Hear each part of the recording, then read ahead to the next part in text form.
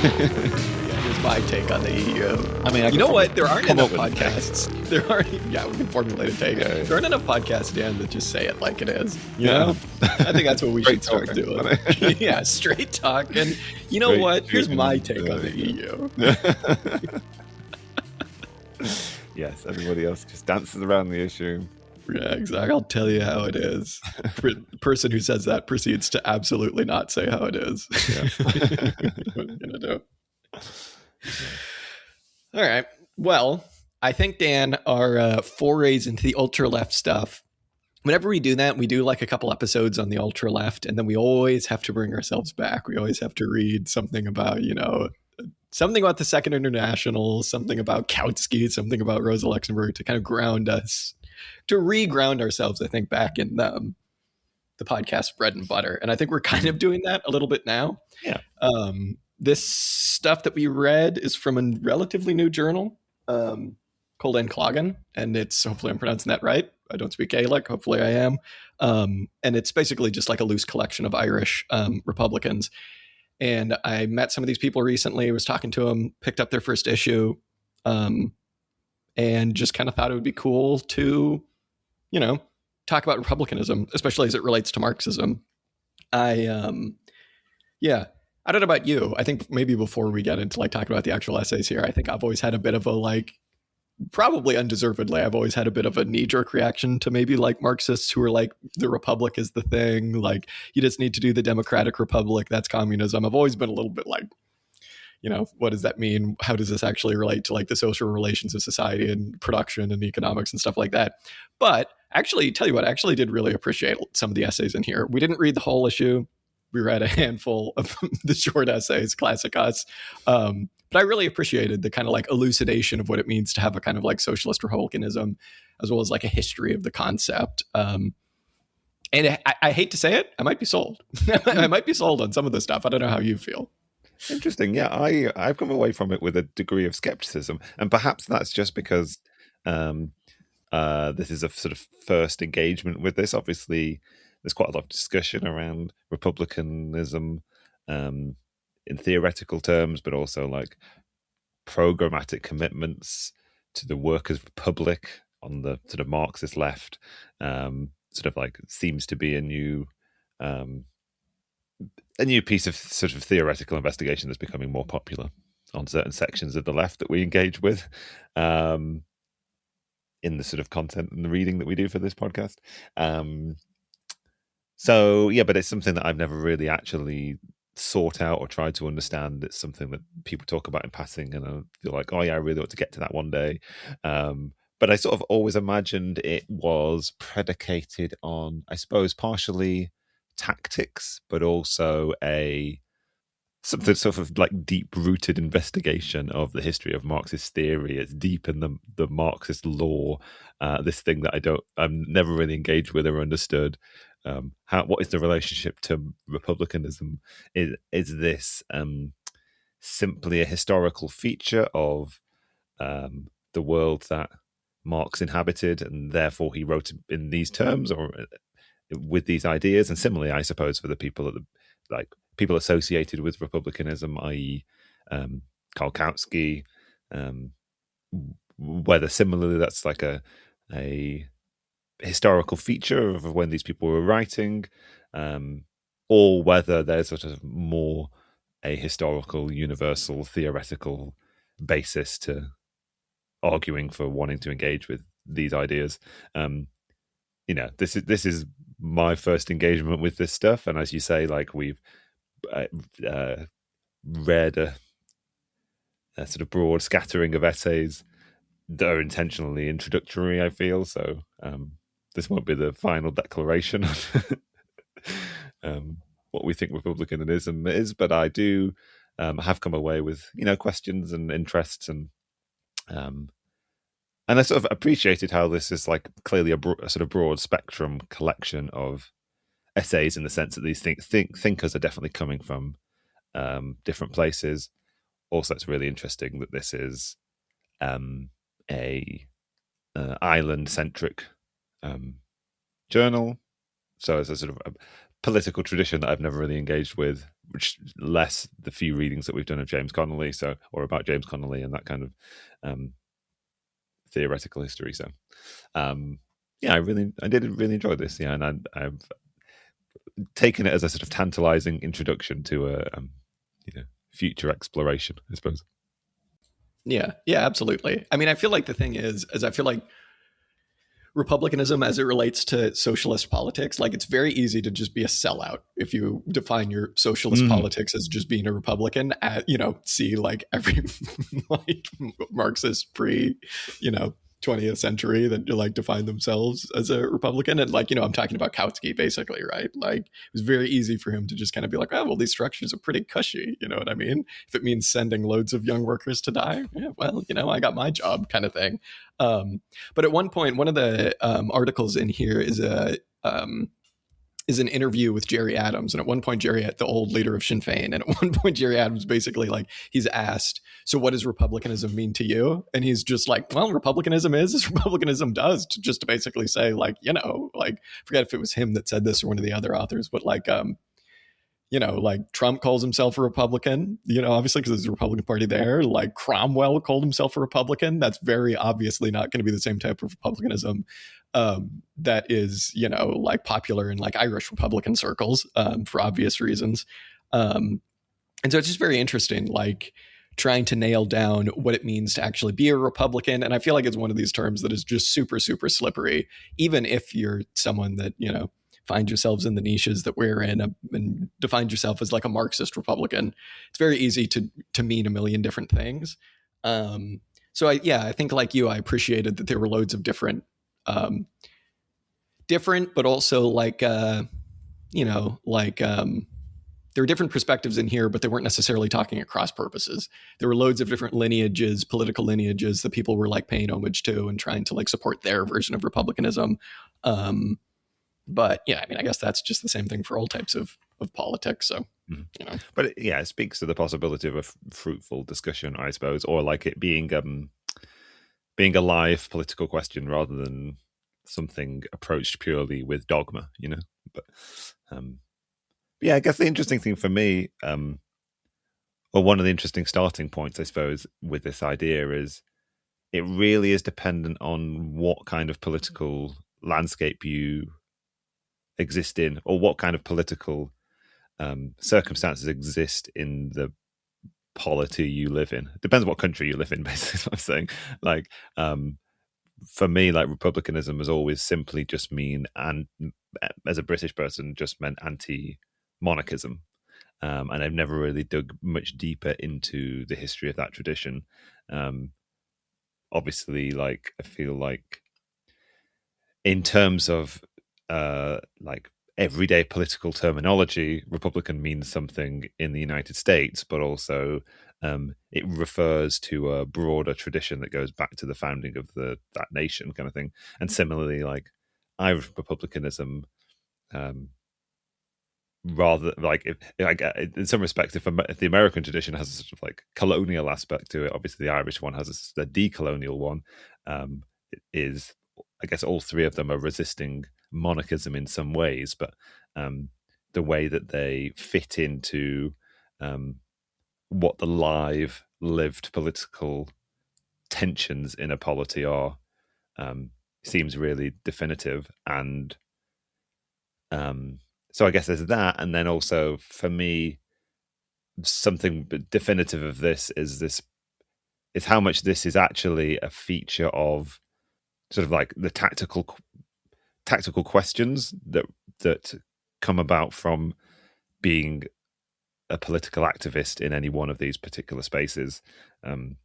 There's a particular reason perhaps why certain sections of the DSA like this idea of or the broader sort of like Marxist left in the United States like this idea of republicanism, because it allows for them to engage in the wider polity of the United States, make certain claims about what the United States should be, and allows for a tactical or a fruitful engagement with everyday politics and the kind of like presumed learnt inherited political culture of that country, and similarly for Ireland and France and whatever space. So yeah, that's the thing that is most confused for me. It's because it leads both ways, right? It leads to what you were saying about a potential capitulation to mainstream politics, but it also allows for a pulling leftwards or pulling into a more radical space, by virtue of the fact that it allows for you to talk to normal everyday people in a language that is potentially one that they can understand or you can pitch to, I suppose. Yeah, absolutely. I think that's the thing that I came away from this most thinking. Like, Irish republicanism as it's portrayed here is really just like, a bunch of different authors that we read just made the point that it's basically just bringing sovereignty back to the people of Ireland, right? And like, obviously that's very closely connected to the like reactionary settler colony in Ulster, but it's also like very much connected to the fact that, well, once the Republic of Ireland got its nominal independence, right, like it still very much has kind of just copied everything that Britain has done.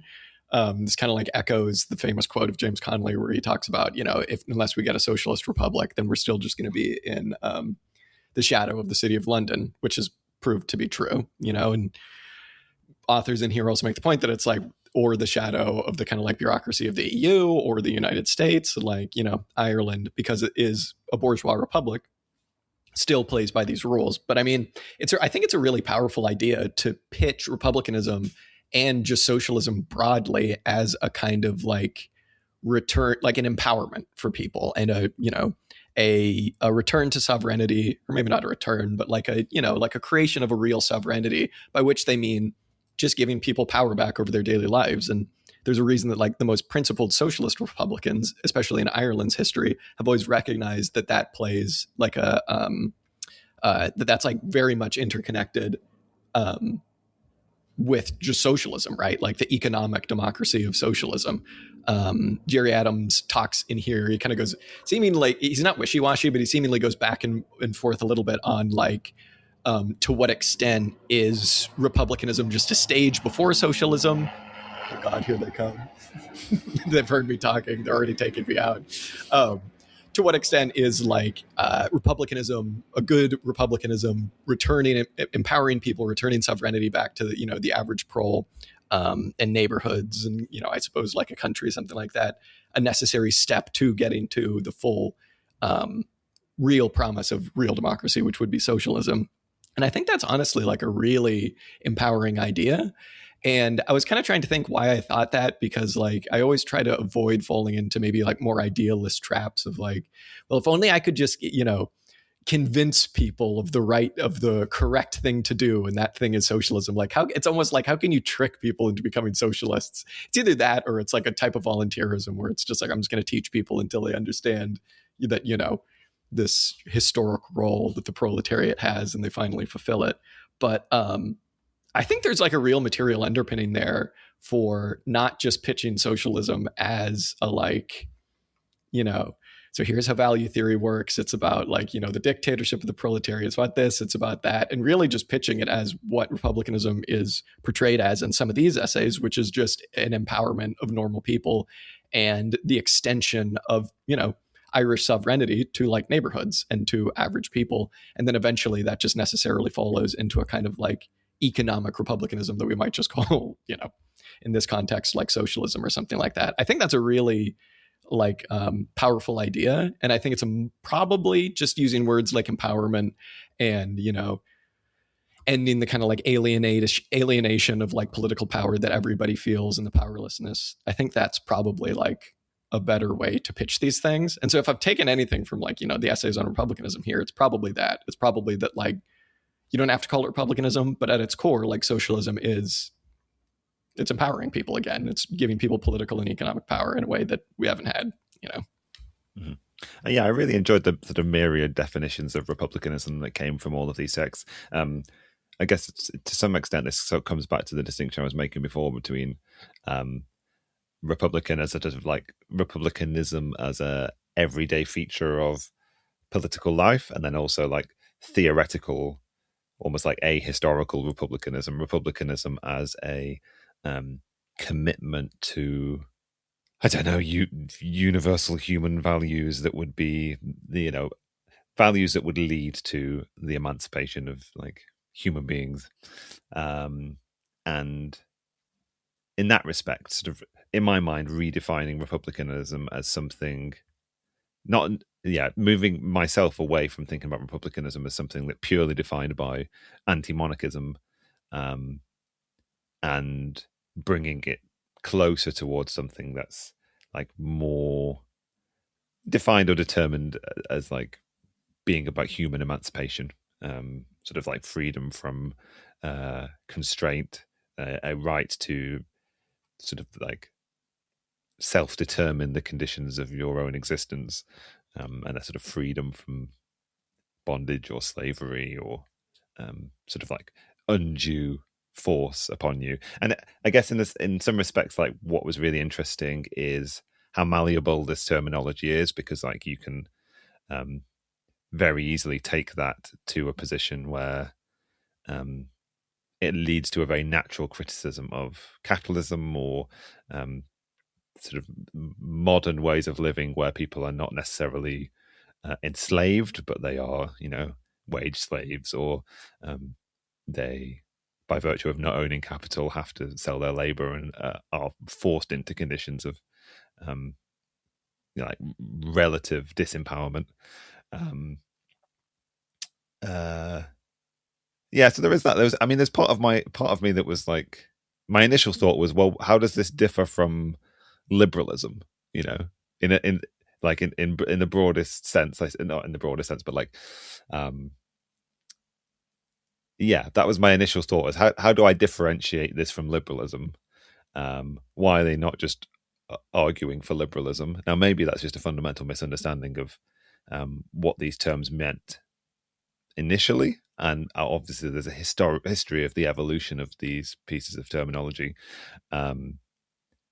But the most important thing for me, anyway, that comes from that line of thinking is the recognition that what we're dealing with here is like a political tradition that transitions through many, as Marxists, what we would call modes of production, I suppose, but like through many historical phases, through many different political arrangements, dating all the way back to ancient Greece and Rome, and therefore it lends it this sort of like, 2,000 years of ambiguity or sort of relativity to when it's being deployed. But I don't know. Yeah, I mean, I think there are certain points in here where a few of the like people who are actually Sinn Féin politicians, they kind of just go, like Jerry Adams at one point is like, and even if you don't vote for Sinn Féin, you can still be a Republican. And it's like, okay, it's like, I kind of see where this is coming from. Okay, I understand now. But I mean, like, I don't know. I think that what you're saying is, it gets into some, I think, difficult conversations about the state of the Irish Republican movement as the kind of like historic, like flag bearers of an anti-colonial struggle.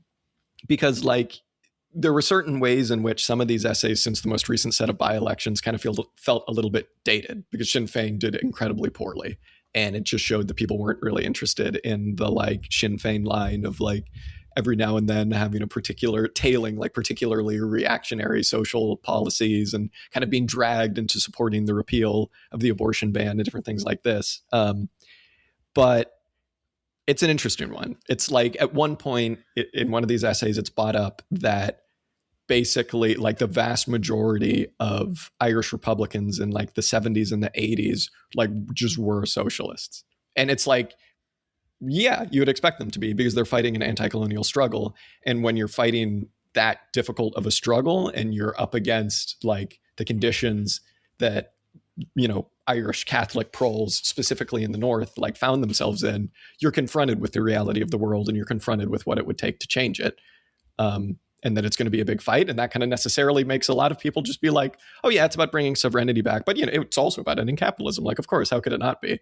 And, I don't feel particularly comfortable, because I just like got here and I don't want to like speak for everybody here. I don't feel particularly comfortable saying to what extent republicanism as that kind of like anti-colonial struggle still plays in people's minds, specifically since the last recession. It's even more specifically than that since COVID, as there's been kind of like a rise of the far right here since then.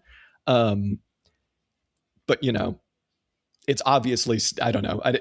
It's difficult. It's like, I definitely see what you're saying, especially in the modern context. And by modern, I mean like the last few years of like, will tell us how this necessarily differs from a kind of like radical liberalism.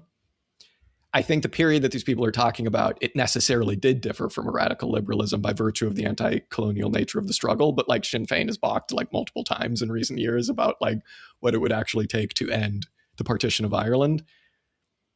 So like, you know, again, I don't feel particularly comfortable like having a line on this stuff because it feels kind of shitty to like move to like a colonized country and be like, well, here's my take on things.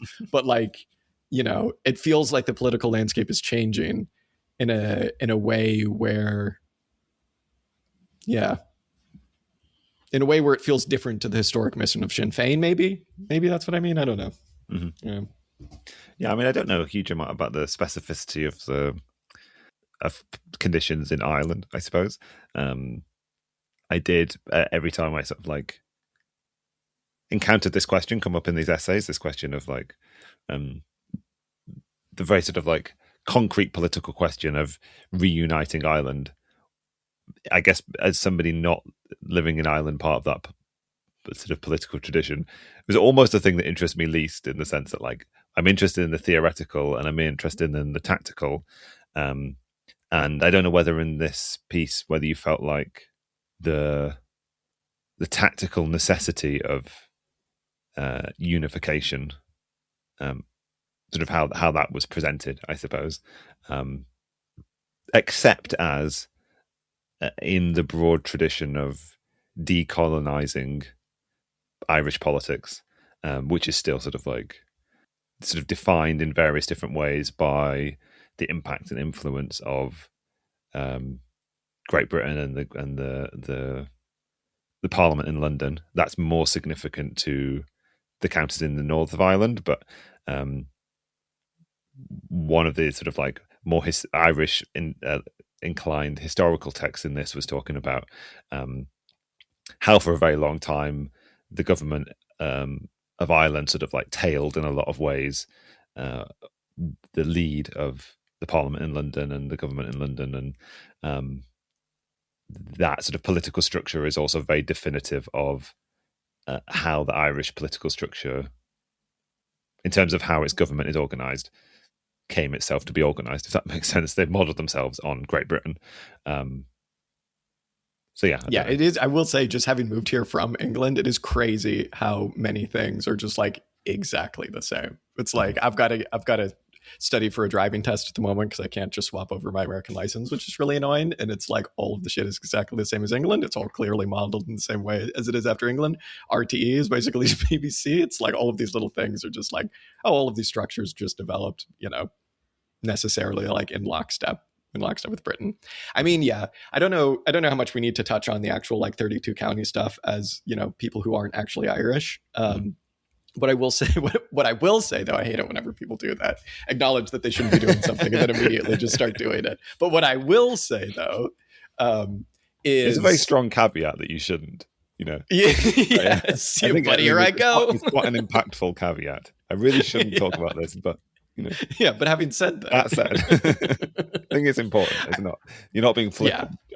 Yeah. No, 100%. I promise I'm not being flippant. What I will say is it's like, you know, obviously like Irish workers as opposed to like British Irish workers still face like, you know, inordinate amounts of discrimination in Ulster. That's still very much a thing. And so obviously like partition needs to end, even if we're just ignoring like the moral question on the face of it of like, obviously like the reactionary settler colony needs to be abolished. But like, you know, realistically, that gets into questions about the nature of capitalist states. And the UK is a very fucked up one where it's like, you know, yeah, we should probably be abolishing the United Kingdom as such, you know what I mean? But it's like the relationship that socialists have to the 32 county stuff, it needs to necessarily be one of like, you know, like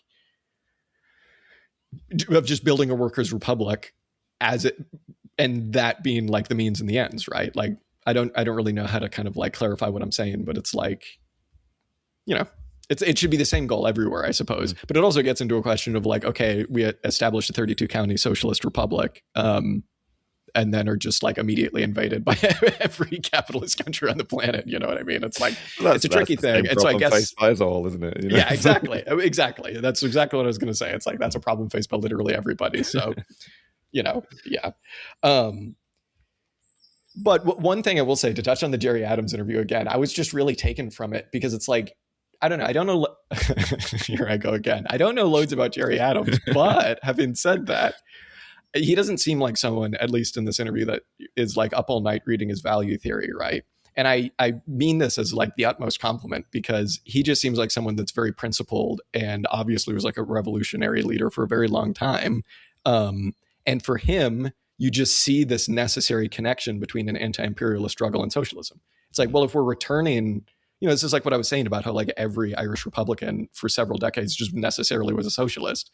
Because if you're confronted with the question like of really trying to, fight to bring sovereignty back to a given set of people, you necessarily come to the conclusion that it has to be socialist. Like Jerry Adams isn't putting forward a definition of socialism here based on labor time accounting and like the dictatorship of the proletariat and like, the Paris Commune or whatever. He's just saying, yeah, necessarily, like you'd want to extend this to the economic sphere. He says there's some things in here where he's like, and maybe private enterprise has a place in that. No, Jerry, it does not. You do need to go back to your Marx to read that. But it's the one thing that is making me feel like when I said I'm sold on a lot of this stuff is the fact that it's just like, it's a very easy argument to make for republicanism. And it's an even easier argument to make once you've made that argument to be like, yeah, and extend this to like the social conditions of society. And yeah, maybe this is just like a pedagogical thing for when you're like talking with friends or something like that. But it's like, you could easily see a socialist movement being built based on reclaiming sovereignty, not just in like a nation state, right? Obviously, but in neighborhood by neighborhood and like city by city. And obviously that will necessarily extend to workplaces. So it's possible to see a socialist movement, I suppose, being born out of that type of republicanism. Yeah, that's really interesting. Using the terminology of sovereignty and freedom and self-determination, beginning from a relatively popular standpoint of like couching it in the language of national self-determination, but then disseminating that to all other fields of social life, as you say, whether it's in other like geographical regions or whether it's in the workplace or whatever. So I definitely agree with that. And and also like I am kind of like you brought me around, or maybe reading the essay for Jerry Adams has brought me around to the idea that like not that I would have ever disagreed with this, but like that the history of Ireland is one of being subject to expropriation by British capital, as so many other British colonies were. Islands like the colony of Great Britain. That's where all the sort of like all the technology of imperialism was tested before it was exported all over the world. And so I guess therefore like recognizing that, as I guess lots of other like decolonial socialist national determination projects of national determination did all over the world, recognizing a requirement to take back into national control some of the wealth that was being taken away, kind of thing. Clearly it seems like Jerry Adams has this idea of socialism where it's like bringing significant parts of the economy under national control, but he does use language which is very like I would approve of, in the sense of like, I guess, democratic control and as you were saying, a certain amount of like federating of that control, which seems very much in line with the broader Republican tradition. Unfortunately, every time there is one of those sort of things about like a certain place for private property or private control or small business or whatever, I won't put words in Jerry Adams' mouth, but you do then, for me, it spirals of like, well, what do you mean? What do you mean by socialism? And do you like, are you just using this word? But we have a totally different understanding of what that actually means. But well, yeah, I mean, that's like the most fair criticism on the planet. It's like, that just is not socialism. It's like, there isn't room for like, it's socialism with private property and market characteristics. It's like, oh, great. It sounds cool. It's like, so it's a worse, less stable version of capitalism. All right. Yeah, one of the essays in here that I found I think most enlightening was the short one on the history of republicanism. It's written by somebody. I think her name was Rachel Hammersley. She's like an academic who specializes in Republican history and philosophy and thought and stuff like that. And she basically, she begins it with Aristotle. But actually, she begins it by basically saying republicanism is potentially, like, at worst, not a tradition at all, and at best, an incredibly broad tradition, which is something that we've, talked about already, which is like all these different people calling themselves Republicans. What does that actually mean? And so she begins with Aristotle by basically saying Aristotle made this distinction between what it means to have a society that operates for, like, the good of its subjects. Do the subjects in that sense mean the, like, the elite who actually hold office kind of just governing for themselves, or does it actually mean like the public good? And if it means the public good, what does it actually mean? I feel like that's kind of where you can stop with Aristotle, because it's like, yeah, Aristotle, what do you mean in this slave society? Like, what do you mean by the public good? But it's a great place to start, because she makes the point that, like, the compound words, or, I believe it's Greek, the words that make up the word Republican basically just mean public good.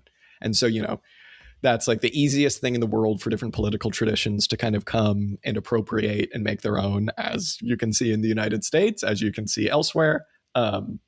But yeah, I suppose that's why it's like, maybe this is like the thing we should be left with is, like, if you actually want to understand republicanism, understanding it in an anti-colonial context is maybe like the most important thing. And that's why Ireland is like such a good example of what it's meant to actually be a Republican.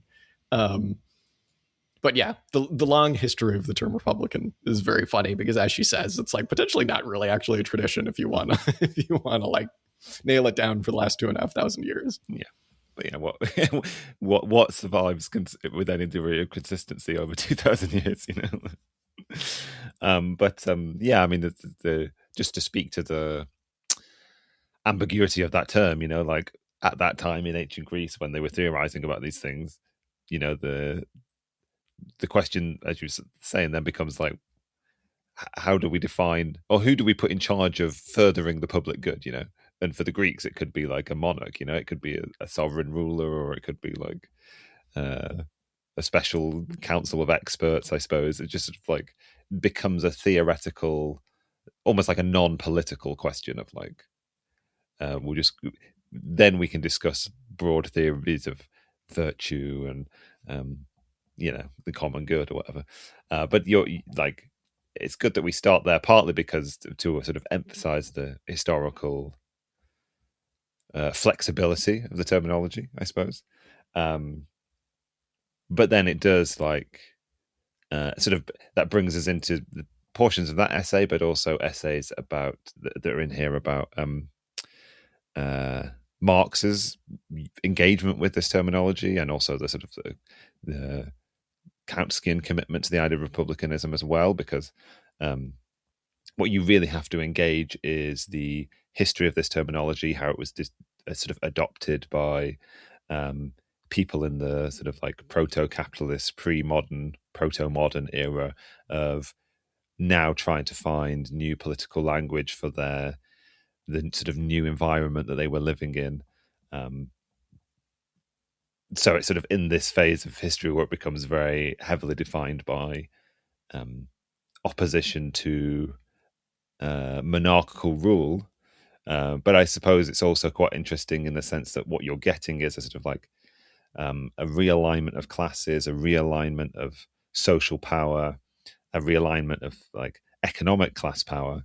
And then now, how do we fashion and formulate new sort of like abstractions to justify the new world that we're producing? So, like, obviously, we have to overthrow the arbitrary rule of the monarchy if we're going to be able to have sufficient amounts of private property and free enterprise to allow for capitalism to begin. But then, obviously, also we perhaps don't want too much like. We don't want to universalize the freedoms too far, because we don't necessarily want to have everybody have a say in the running of the sort of the new capitalist regime, I suppose. So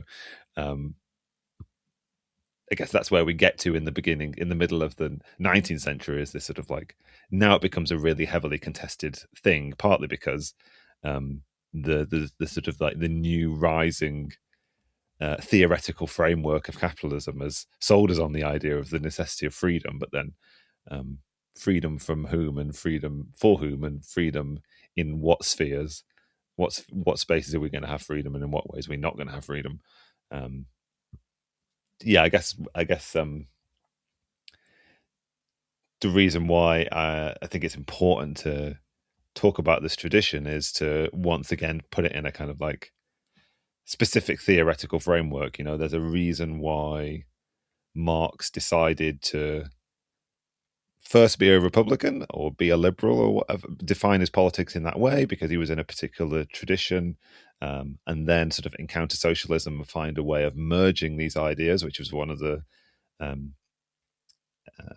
more interesting things discussed in one of the essays about Marx, was this sort of like process whereby he was initially like battling against, initially an anti-socialist and in favor of republicanism, because Republicans saw socialists as they were at the time as sort of purely utopian, and a sort of imagining that if you remove private property, you will automatically find human beings will sort of transition into a sort of like a virtuous state, and almost like the promise of socialism being without politics, without contestation. And sort of Marx initially criticized that for being utopian, and then sort of realized that he could go and develop a new theoretical framework for thinking about socialism that sort of like incorporated some of the kind of like education in republicanism that he'd had in his youth, I guess. And then I guess also there's that sort of like tactical question, like for Marx in the middle of the 20th century, it was this sort of like, okay, this question of how do we advance the interests of the working class in their ability to fight the class war, I guess, fight for their interests as he thought they were going to define it for themselves. And he saw the kind of like the norms advocated by republicanism, a free press or free elections and what have you, as being essential to that, the furtherance of that struggle. So I say these things to sort of like bring myself, sort of remind myself that one of the questions that I had reading this is like, how much is the commitment to republicanism in the Marxist, in the socialist tradition, a specific historical, tactical choice with a view designed purely to sort of like further the political struggle they're engaged in. And as we've just been saying, like similar truths hold now, right? You can analyze contemporary politics and take a tactical position on how to talk about republicanism and how to talk to people in a republican language. For me, also, there is this question of how much do we have to transcend this political history? How much is it no longer politically significant or technically significant, I suppose. Anyway, yeah. There's my rant on that. I definitely appreciate it. I think whenever anyone tries to like draw their lineage from the Enlightenment, I'm always like, I'm like, okay, where's this going? And it is interesting. Which Enlightenment? Yeah, exactly. Which Enlightenment are we talking here, buddy? I also think it's so funny as described here. It's like, and then Marx moved to Paris and he became a communist. It's like, okay, wouldn't be the last. Yeah, it's interesting. I mean, like everything I've said, kind of like in favor of the Republican outlook here, it is also like there is a way of viewing it too, where it's, as you say, where it's just kind of like, all right, well, like how necessary is this? Just call yourself a socialist. You know what I mean? It's like, maybe it is just like a rhetorical tool, but maybe not. I don't know. I think maybe let's hang on the Marx stuff here for a second, just because like I'm always, I really don't like it when people try to harp on Marx's Republican roots. It always feels like it's going in a way of like petty bourgeois socialism, where it's like, you know, capitalism is just too irrational. It's just not rational enough. We just need to plan the economy. That's the real problem, as opposed to like the issue of like literal, like, exploitation. You know what I mean? Which most of these people are obviously like principled on. I don't mean to like rag on them, but it is like, why focus on this element of Marx where he clearly like developed into becoming something else? Like, as you say, maybe it was just the fact that he was in a specific place and time and found that, maybe it was just like a go to where the class is type thing. Like he was talking about republicanism because that's what was necessary for him to do, both on like a social level and because like he would get arrested in Germany for doing anything else. Also kind of funny that he nearly got arrested and his, paper mill got smashed up or whatever newspaper thing got smashed up anyways, even if he wasn't talking about socialism. What caused him to go to France? But it's like, yeah, I don't know. The Marx as a Republican stuff, it's like, it's almost a point that doesn't need to be made. Because it's like, if you're a socialist, like, yeah, obviously you believe in like democracy and of people having like a say in running society. It's just that you focus on the social element of it, which manifests in like the economic realm, right? It's like some of the demands of the people who I think bring up a lot of the Marx as a Republican thing can be very like eye rolling, right? But, somebody's got to be saying them, like the demand a new constitution stuff. It's like, hey, somebody's got to say it, I guess, even if it's like, I feel confident in saying there's actually just like a 0% chance that the United States would ever get a new socialist constitution, short of like an all-out class war, but whatever. But yeah, I don't know. The Marxist Republican stuff, it's like, it's an interesting point insofar as like, yes, this clearly did influence his later thought because he became a socialist after that. You know what I mean? It's like, and, that cuts us again back into the Jerry Adams thing of like, where does republicanism play in the advancement towards socialism? Is it all one in the same movement?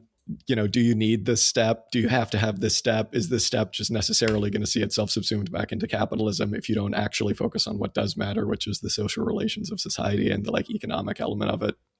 I don't know. I'm inclined to disagree slightly, but I don't know whether it's an actual fundamental disagreement or not. Only in that there is something that I do quite appreciate about starting an analysis for the advocacy of socialism from the position of sort of early or early capitalist theorizing around liberalism and republicanism, simply in the sense that it feels like quite a good way of couching the sort of like, or describing the failed promise of capitalism, in the sense that like, capitalism makes these claims about freedom and I don't know, whatever, liberty and self-determination, and but actually fundamentally it ends up in a completely different place. And in some ways, coming back to something I feel like you were saying before, like it's, and so sort of like something that we were reading about last week actually, is that like it's valuable or positive to steer clear potentially of a sort of purely economistic critique of capitalism and always keep it rooted in a sort of universal human demand for freedom, and how the sort of capitalist social relations don't allow for the realization of that degree of freedom, and maybe we need to take the next step into a sort of a new mode of production. Partly I sort of argue that because one of the ways I always quite like to think about this process of the transition from feudalism to capitalism to socialism is that, like, in purely economic terms, like, capitalism has created certain conditions for uniting the human race in one productive system, but then sort of separated them up into private production units, and maybe the sort of the historical journey that we're on is to take one step into capitalism and then realize that we have to then abolish private property and make it common to then sort of like realize the full benefits of that historical process. And maybe there's a similar case to be made for looking at the history of capitalism in that kind of like sort of moralistic sense of like, what is the furtherance of human emancipation, and can we sort of talk about that in this language of like the failures of the promise of liberalism and republicanism and the necessity to sort of like actualize or further those aspirations, but in a new way, kind of thing. Yeah, I think that's absolutely fair. I definitely think that's fair. I think the way I've just been thinking about it recently is like, if, and this is an enormous if we believe that like the way to bring about this type of action, the necessary action to overthrow capitalism, like the way to bring that about is, like engaging in politics in like a bourgeois way, by which I don't just mean like electoralism. I mean like, getting people involved and talking to people and even just doing a type of like pedagogical, maybe volunteerism that we're doing right now, if we actually think we're doing anything at all other than just having a chat. But like, the way I think about it is like, you need to be figuring out what, like, is that level of class consciousness that you're bringing about by making that argument like, what action would that necessarily bring about? And is that the action that would be necessary to overthrow an entire mode of production? I don't really have the answer for what it would be, but I just tend to always think it's like that kind of following up on the bourgeois dream thing is like, usually usually projects based in that tend to just become bourgeois themselves, right? It's like a technocracy thing. But I mean, absolutely. I think that like the promise of, as you're saying, I think, like the promise of liberty and freedom is like hugely under discussed in socialist circles because that's just taken for granted. Of course, you'd have more freedom and more liberty if you just did socialism. But like, I don't know. It's like, you don't want to weevil yourself, and this isn't what you're saying. You don't want to weevil yourself into the state. You want to like be setting up structures that actually like necessarily challenge the state. And, that gets you into the trap of like, well, can you only necessarily do that during periods of like extreme turmoil, which is like, what the Irish Civil War and like the Troubles and everything would have been. And then that necessarily gets you back to like, well, what can we do now? And it's like, well, yeah, okay, like a type of like, promising of the bourgeois dream or something like that. But I mean, like, what I'm in danger of falling into is the sort of like the argument made by Phil Neal in Theory of the Party about like starting with manifesto, like all we have to do is sort of like write the most convincing like political manifesto, we'll write, I don't know, like yeah, the rights of man part 2, and then like Leviathan 2. Yeah. It's personal. Yeah, well, yes, let me just give an example. I definitely agree with that. Yeah. I think just like an example would be like in LA recently, in East LA, in a part of the city called Boyle Heights, there's been a warehouse fire that the city has been unable to put out, I believe, for a little over a week now. And the fire department's like, yeah, we should have it out by the end of next week. And part of that is because this warehouse is bigger than a city block. It's this fucking enormous thing that you can see from space. And it's like a refrigeration warehouse where it's just like very tightly packed, shelves, and the insulation is like a couple feet thick. Yeah, exactly. And this is the thing is like Boyle Heights is, historically like a very like Hispanic neighborhood, Latino neighborhood. It was like the rest of Los Angeles, heavily racialized by the introduction of the freeways and everything. Like it's basically surrounded by miles of freeways. And the reporting on this shit has been fucking insane because like the smoke that's been coming from this fire has been really toxic. And it's like, if you breathe it in, like you're going to get really sick. Not much has been done to like really help people be evacuated. One of the reporters I heard talking about it was like, well, the people in this neighborhood, unfortunately, are used to it because they've been breathing in the fucking exhaust from like, miles of freeways forever. But it's like, like how do we necessarily like turn a movement like that into a type of like return sovereignty to people and use it as maybe something that could build a type of like socialist class consciousness. And it would be people like challenging the capital structures that are like come in to solve it, which kind of just like have not really solved anything and are just going to enforce the status quo at the end of the day and like build a kind of like neighborhood power that like challenges these things. I don't want to come across like too much like an anarchist because like I do think that these things can be done necessarily at like a much larger scale and do need to be part of a bigger project. But like, I don't know. It's things like that people are increasingly like having to deal with more and more is like pollution.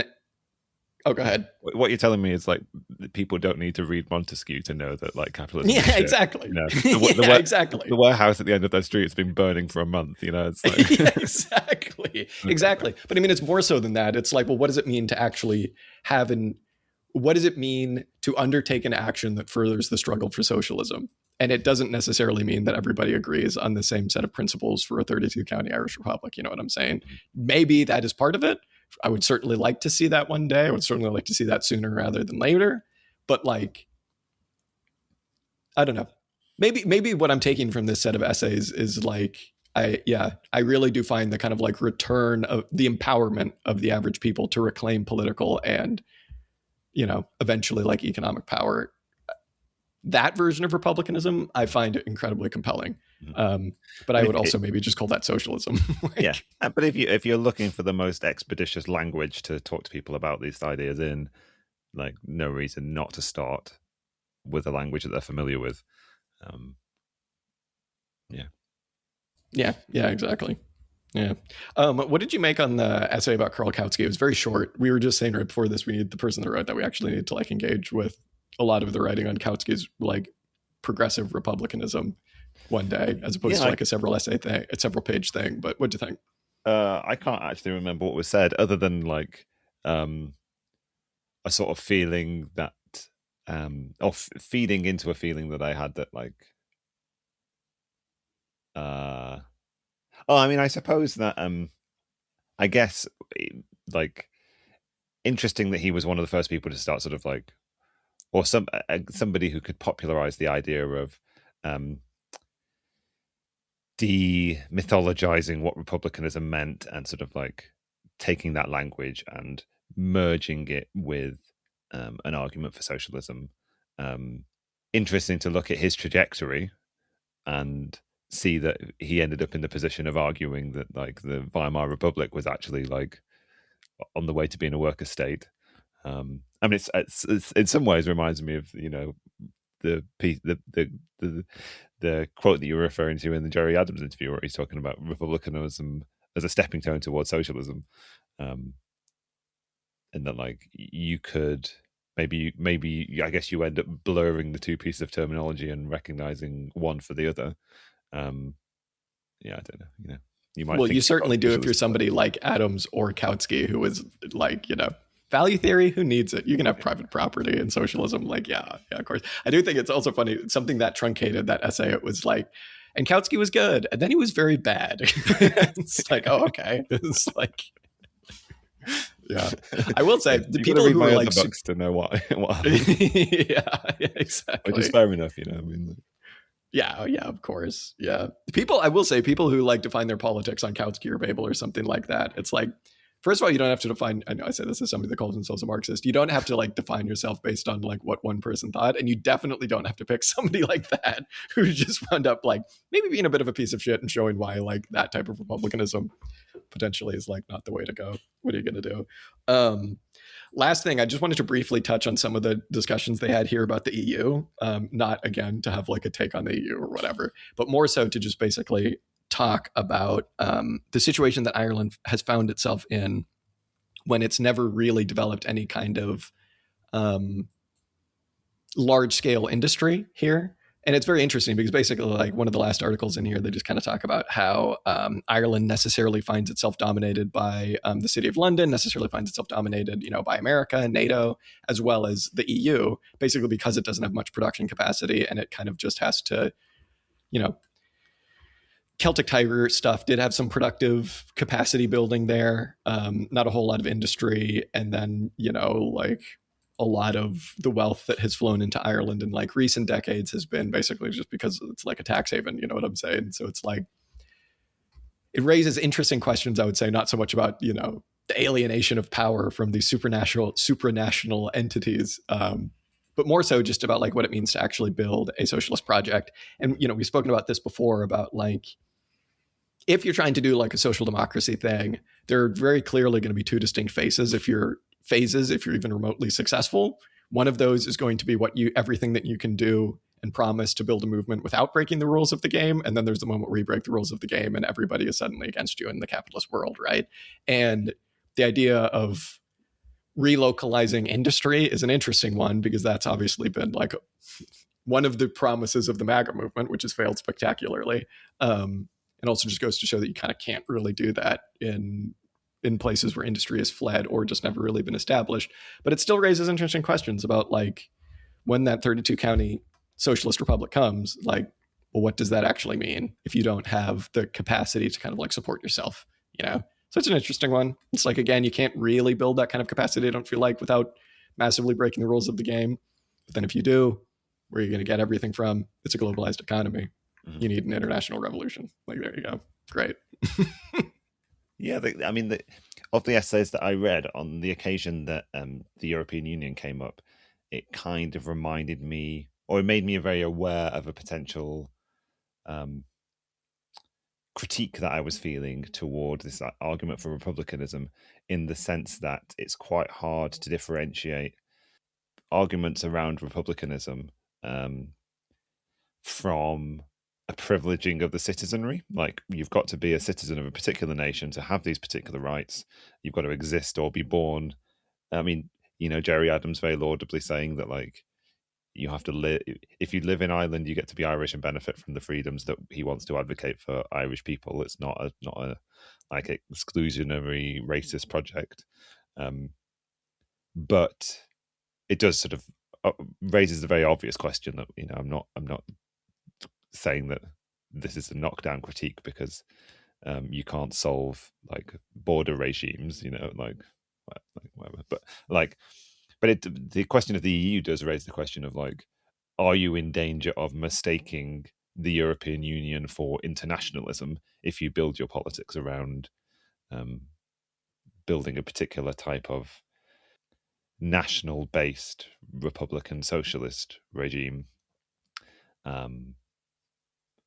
But maybe you should. Like someone like Mike McNair, coming back to what you were just saying, like someone like Mike McNair would argue for the necessity of advancing a political project on a European-wide scale, a political project for socialism necessarily needing to be advanced on a European-wide scale, if you are indeed, as you say, to like overcome the various shortcomings of any particular national economy when it comes to potentially ending up in conditions of socialist autarky, when you get all the rest of the global economy shut off from you having access to it, I guess. Hey, yeah, it's an interesting one. Again, another ways in which some of these feel dated is they kind of mention the like in the EU is very much like under the heel of America, which I'm not trying to say that it isn't, but it does seem to be very clear that there is like a growing sense that the EU needs to kind of be its own thing. And when it comes to a very small, relatively powerless country like the Republic of Ireland, it's like, okay, you are just going to be being told what to do in that context. But hey, even if it remains an American-dominated institution, you're still going to be being told what to do. You know what I mean? So it's like, in that sense, hey, the republicanism stuff, or return of sovereignty, it is fine. But yeah, it's tricky. The world's so interconnected that it's like even the right, historically the groups that always come in and go, we're the big guys. We do what needs to be done. We start wars and we bring back the profit rate. It's like, well, increasingly they also can't do that. Like, they can't bring back the profit rates because of these international connections, which are like, pretty tricky to work around, as like, Trump's and like tariff regime specifically against China just kind of showed. It's like everybody is reliant on everyone else. And yeah, we spent a lot of time talking about like how that plays into like a right-wing project for obvious reasons. But it's interesting to kind of think about like how that plays into a socialist context. They're necessarily the conditions you'd want, right? This kind of like interreliance that sees workers be connected all over the world, but like how that actually plays out is a tricky one, Yeah. We'll see. Glad I'm not the one making the decisions. That's all I'll say. Great. We'll solve it next week. Jerry Adams, also fellow podcaster, I believe. Jerry Adams has a podcast, which I find very funny. I don't know why. It's just, I mean, everybody has a podcast. I mean, yeah, him and everybody in the whole world. Yeah. All right. Well, there you go. Good stuff. Yeah. Good stuff. We'll find some good ultra lefty stuff to get back to next week to challenge this. I wonder what the Irish ultra left scene is like. That's a funny thought. Yeah. What are you gonna do? Gotta hang around a bit longer, Jack, first, and they'll exactly. introduce themselves eventually. yeah, they'll become. You're being clear. vetted at the moment. Yeah. What did he say about republicanism? All right, there you go. Thanks, Jack. Thank you very much, Dan. We'll be back with something, and it'll be great.